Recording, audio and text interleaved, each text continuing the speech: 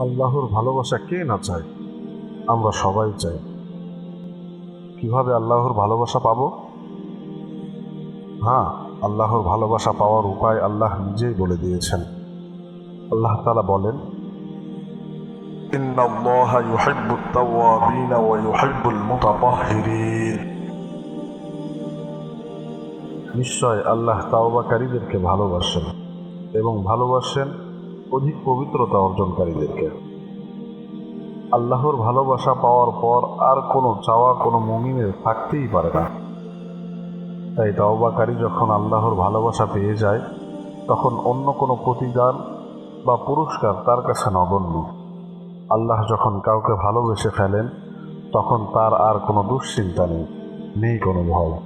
তাই আসুন আমরা আল্লাহ রব্বুল আলামিনের কাছে অধিক তাওবা করি এবং আল্লাহ রব্বুল আলামিনের ভালোবাসা আমরা অর্জন করি।